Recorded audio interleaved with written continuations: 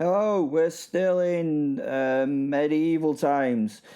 There's loads you can do to support the podcast. There's a description where stuff's written, down just over there. And you can buy the writer's books. You can buy us a coffee to give us some support. You can follow us on all those, Instagram, Twitters, and all that kind of stuff if you want more information about us. We have a new sponsor. What are they called? Dead End Society. Yeah, and they're about second-hand alternative clothing and goods. Yeah, they're on Vinted. Check them out. Dead End Society. Yeah, dead good name, that, innit? They've got quite a cool tagline at the end of the road. Because it's Dead End Society, then you have to find your own path. Quite like that. Anyway, here we are, medieval times, and I'm going to shut up now. Enjoy! William Marshal. There is a peculiar silence that follows beautiful violence. It is never truly quiet. No. The birds begin to spoil it first, as though they have held a meeting somewhere in the trees and decided that mankind has finished being ridiculous for one more day. I sat beside Gervais beneath the old oak tree. The ropes lay in bloody coils around us. My hands still shook. Not from the battle, from what came after. Fenrir sat opposite me, his great black tail curled neatly around his paws. The morning breeze stirred his fur, which was very strange for the wind and for the wolf. As for anything else, you see, he simply was not there. Gervais blinked his one almost good eye open, went to rub it, then thought better when he touched it. Bloody ouch! He looked at me, then beyond me, then slowly around the clearing. He saw what remained of the camp. Bodies. Broken wagon. The odd horse quietly grazing as though massacres occurred every Tuesday, which around us recently, it did seem to. His breathing became shallow. I followed his gaze. My God, what had we done? What had we done? It was not a battlefield. It was a bloody abattoir. Fenn's deep voice drifted into my thoughts. We. I closed my eyes. We don't carry our sins alone. When I opened them again, Gervais was still staring at me. He was busy trying to focus. He was busy trying to understand what was happening. Difficult when your head has been beaten around such as his had. He was not speaking. He was simply looking. There was something in that gaze I had never seen before. Not hatred. Not yet. Fear. I found that I would rather have been stabbed again. Gervais! He swallowed. I could see it hurt him to simply swallow. His throat worked twice before any sound emerged. You! His voice cracked. What the hell are you? The word struck harder than any mace. I looked away. There was blood drying beneath my fingernails. His blood. Their blood. Mine.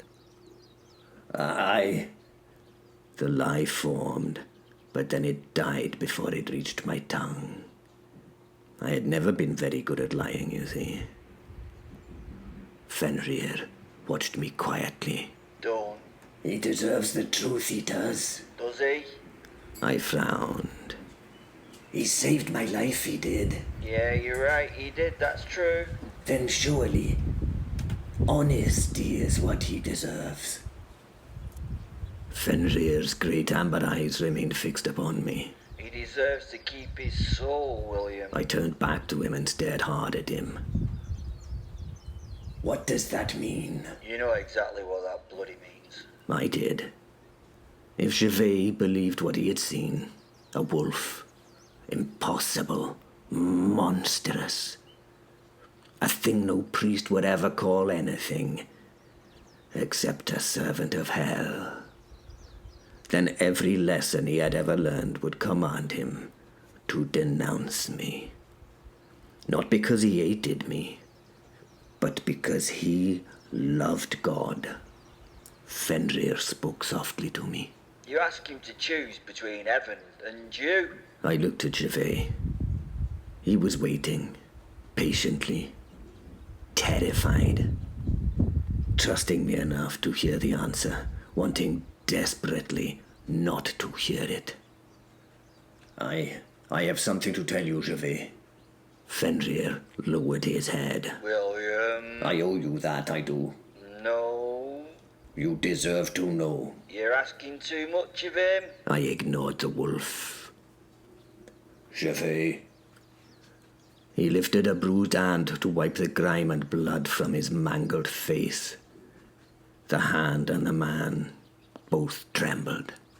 No. He said. I stopped. No? His hand remained raised between us. Please don't. His voice had become steadier. Still frightened, you understand, but somehow steadier. If you tell me. He looked down at the blood covering the grass. If you tell me what I think you're going to tell me. He laughed once. It was a dreadful little laugh. Then, William, I'll have to decide. I frowned at this. Decide what? What do you mean? He looked into my eyes. Whether you're damned, William. The words almost broke him. Whether you're possessed. His voice became barely audible. Whether that thing. He could not bring himself to say the word. Whether it was Satan's work. Silence. I don't know what I saw, but I know what the church would tell me that I saw. Another silence. I know what every bloody priest would tell me to do from here to Rome. He swallowed, painfully. They'd tell me to draw my sword.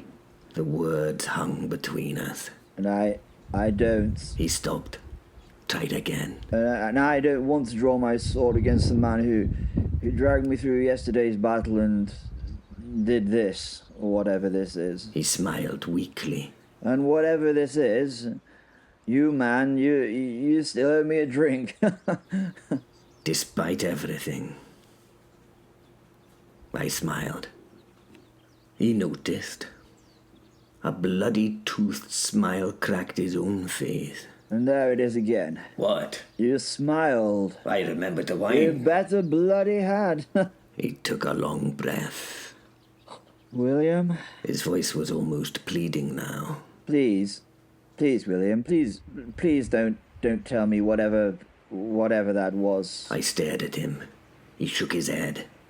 He cleared each nostril grimly in turn. Fenrir stepped back from the proximity of the nasal grimness that landed at his pores. If I know, I cannot unknow it. If I hear it from your lips, then I'm afraid I have to judge. He closed his eyes. I've only just found a friend. A true friend is a rare and valuable thing, of more value to me than any amount of precious stones. His next words were little more than a whisper. Well, I don't want to lose that friend today. Also, at this somewhat difficult moment in time, I do not want to have to think about anything difficult. Neither of us spoke.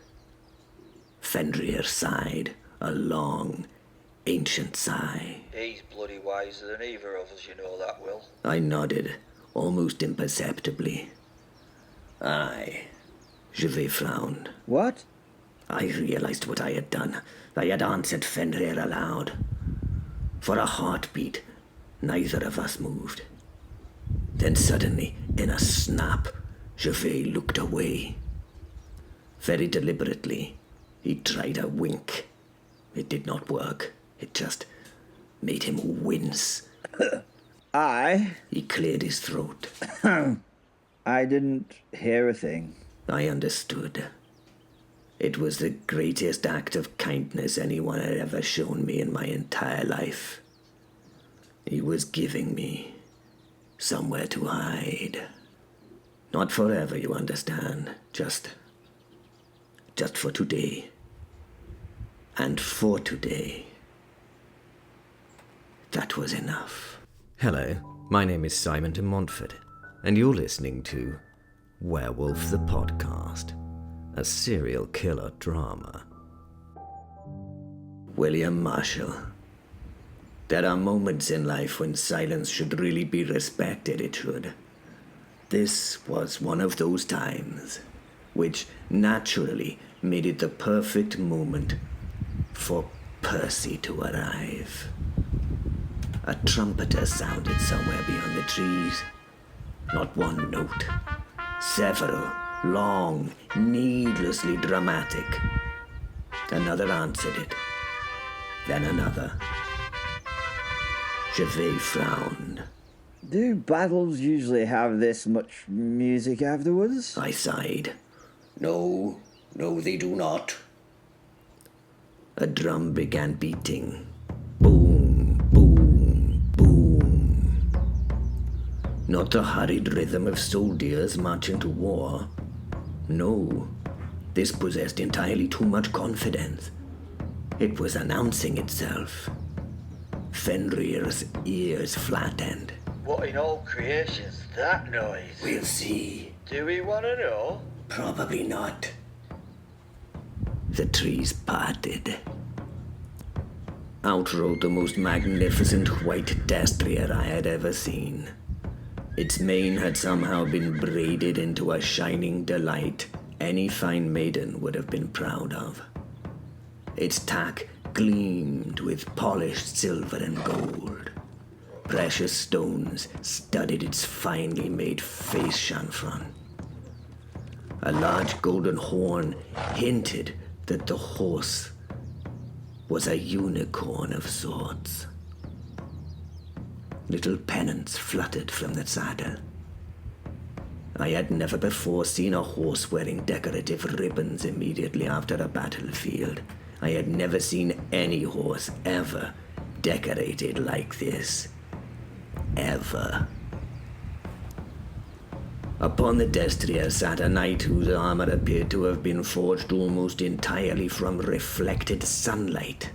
Gold chased every plate. Blue enamel glimmered between engraved vines and saints. His surcoat was spotless. Spotless it was. Utterly spotless. It shone. How did it shine so? Behind him marched half a dozen retainers. One blew a silver horn with exhausting enthusiasm. Another beat a great drum as though leading an army into Jerusalem itself. A third scattered flower petals. Flower petals. Fucking flower petals. Onto a battlefield. Onto a fucking battlefield.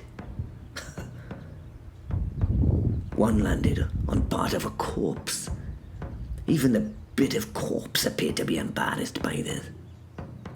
Behind them trudged the ordinary soldiers of my lord, the Château de Tancarville.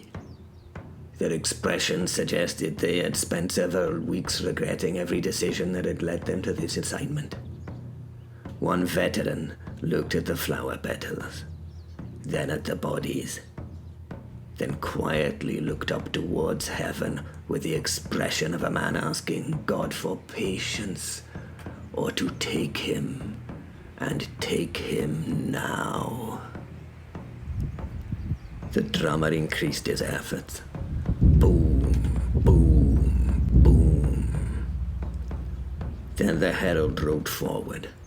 As he stopped, so did all the, music. He offered us a smile with a large portion of disdain added. He unfurled a scroll. It was unnecessarily long. He cleared his throat into a lacy kerchief. Ahem. He extended one hand dramatically to speak to someone who was several feet above us. He looked confused, then dropped his hand and eyes to us. Oh, in attendance. Another theatrical pause.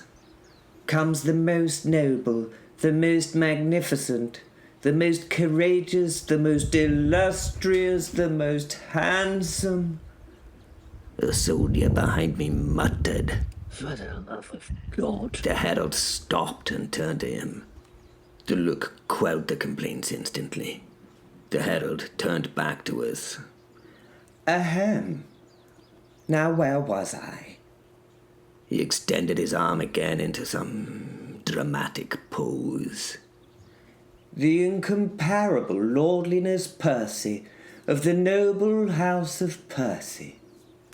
The scroll continued unrolling. Victor of the tournament at Alnwick. More scroll. Master of 7 noble arts.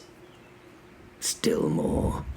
Favoured guest at the Abbey of Hexham. Good Lord.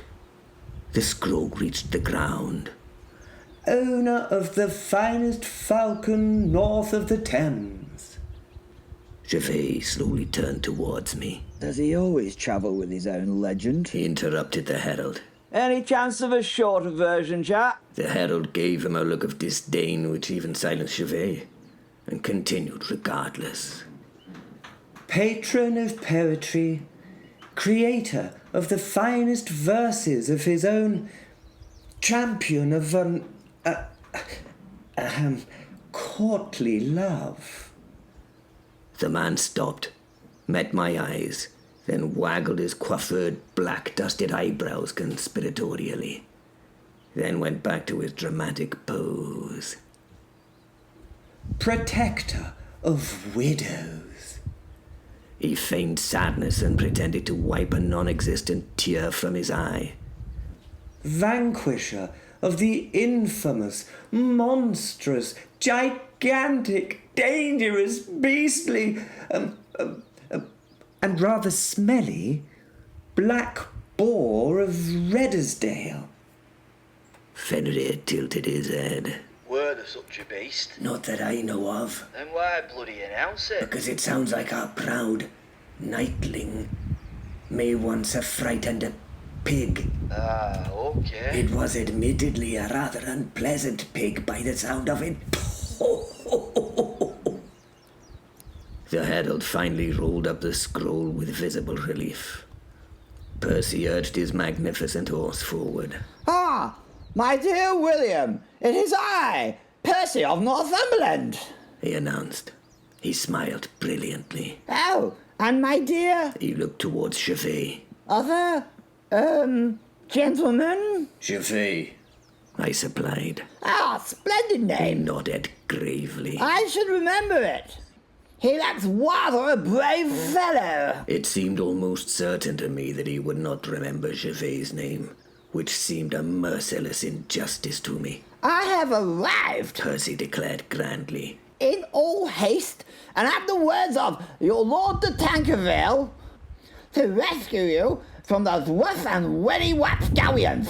He surveyed the clearing. Though, I must confess His smile faltered ever so slightly. that it appears that someone has rather selfishly completed the rescue already without me. Oh dear. Gervais blinked his single blinkable eye.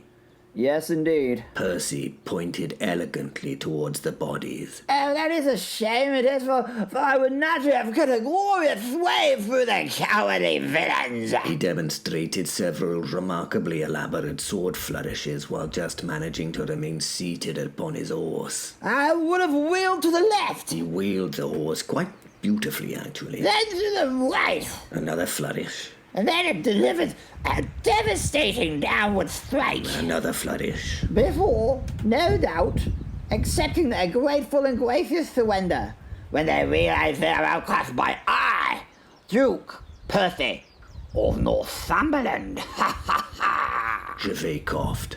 I don't think they were in a surrendering mood, I'm afraid. No?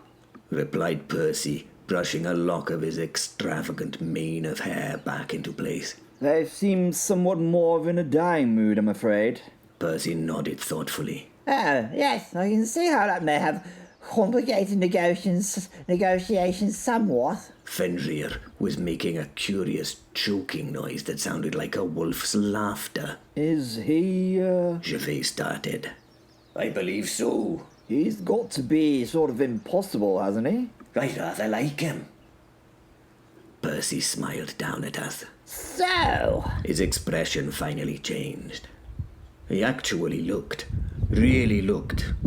His eyes travelled slowly from Gervais, whose face resembled a beaten steak, to me, still entirely naked. There followed perhaps the longest silence I have ever experienced. Percy's eyebrows climbed, then climbed a little further, and then his cheeks became pink. Oh. He looked away, politely. Oh dear. Another long silence followed this. He cleared his throat. Appear to have interrupted something. Something profound between two men, celebrating after a battle, maybe? Neither of us spoke. He became redder. My apologies, gentlemen. I had not intended to spoil the moment. He gestured vaguely between us. You know, intrude upon... More vague gesturing. whatever it is that two gentlemen decide to do to celebrate a win. He gave up. Gervais slowly spat 3 more teeth onto the blood-soaked grass in front of him. He watched them bounce, then leaned painfully towards me. Out of the corner of his broken mouth, he whispered, Fucking fantastic. What? Just what we fucking needed. He looked up at the resplendent night glittering in the sunshine like an expensive church while he wiped his mouth clean of bloody saliva. Hello, Percy, I said to the fop.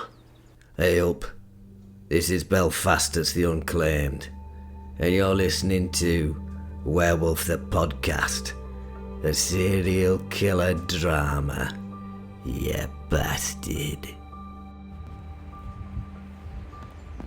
There are some men, you dislike them so you meet them, not because they're cruel, not because they are wicked, simply because they arrive with their own drama. Quite literally in Percy's case. I watched the absurd procession through my one functioning eye. Gold and silver shiny armour, a horse whiter than fresh snow, pennants fluttering, trumpets, a drummer who seemed to be determined to frighten every bird in Normandy into England. And there was the herald, sweet lord above the herald. By the time the poor fellow had finished listing Percy's titles and accomplishments, I'd begun wondering whether we might all die of old age before, he bloody reached the end. William seemed entirely unsurprised. Apparently this happened often. That alone told me before more about Percy than any herald ever could. Then the man himself arrived. Beautiful smile, perfect teeth, not a speck of mud upon him. How anyone managed to remain spotless in France remained one of God's greatest mysteries to me. He apologized for arriving too late to rescue us, explained in exhaustive detail precisely how he would have defeated our captors. Apparently there would have been great swordplay, there would certainly have been speeches, possibly fucking poetry, and I lost interest somewhere around the description of an elegant flourish involving the bloody sun. I leaned towards William. Every rib protested.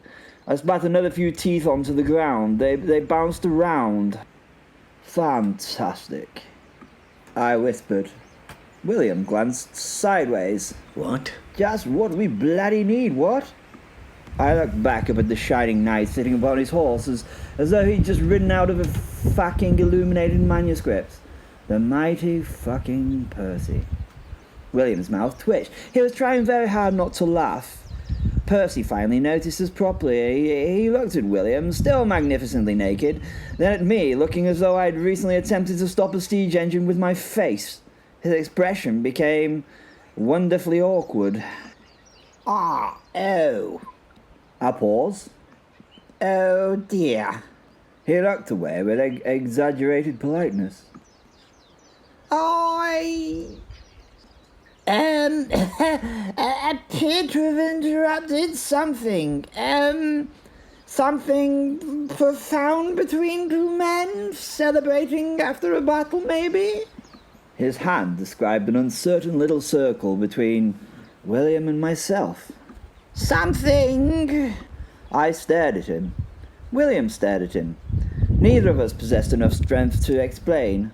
One of the Count's soldiers coughed into his fist. Another found his boots utterly fascinating. Even the drummer, well, he wasn't going to be drumming. Percy's cheeks reddened. We shall naturally withdraw to a respectable distance. He gathered his reins. I would not wish to intrude upon More vague waving. private, and I'm sure you wanted private. His voice became somewhat smaller.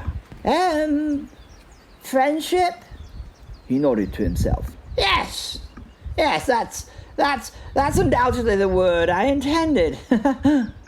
William's mouth opened, and as though to catch flies, no sound emerged. And you know what? I decided not to help him. Some lessons ought to be learned the difficult way. Then something moved. Not Percy, not William, not any of us. A corpse. At least I'd believed it to be a corpse.